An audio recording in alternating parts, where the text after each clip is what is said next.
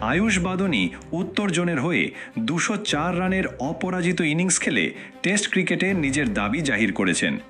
এই ইনিংস কি তাকে ভারতীয় টেস্ট দলে টিকিট দেবে? আসুন জেনে নিই এই খবরের সম্পূর্ণ আপডেট।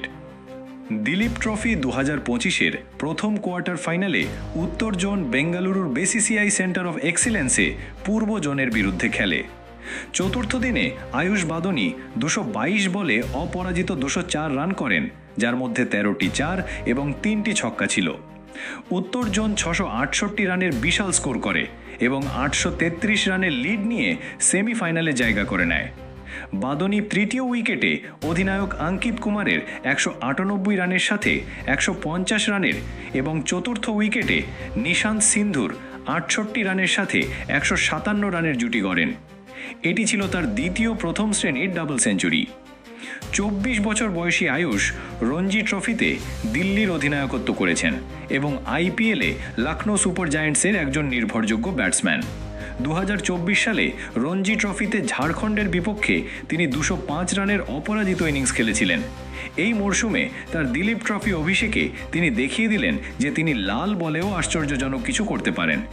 নিউজ 18-এর একটি প্রতিবেদন অনুসারে বাদনী 56 বলে 50 রান দিয়ে শুরু করেন এবং তারপরে 222 বলে ডাবল সেঞ্চুরি পূর্ণ করেন।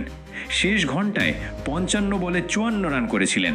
এই ইনিংসটি কেবল তার কৌশলের দুর্দান্ত মিশ্রণই ছিল না, ধৈর্য এবং আক্রমণাত্মকতারও দুর্দান্ত মিশ্রণ ছিল। বাদনীর এই পারফরম্যান্স টেস্ট ক্রিকেটে তার সম্ভাবনাকে আরও শক্তিশালী করে। ভারতের টেস্ট দলে মিডল অর্ডারে জায়গা পাওয়ার প্রতিযোগিতা কঠিন হতে পারে, কিন্তু আয়ুষ তার ব্যাট দিয়ে নির্বাচকদের কাছে একটি স্পষ্ট বার্তা দিয়েছেন। আয়ুষ বাদনীর এই ডাবল সেঞ্চুরি ভারতীয় ক্রিকেটের জন্য একটি নতুন সূর্যোদয়ের লক্ষণ। সে কি তার টেস্ট অভিষেকের জন্য প্রস্তুত? কমেন্ট বক্সে আপনার মতামত অবশ্যই জানান। যদি এই আপডেট আপনার পছন্দ হয়ে থাকে তবে ভিডিওটি লাইক এবং শেয়ার করতে ভুলবেন না।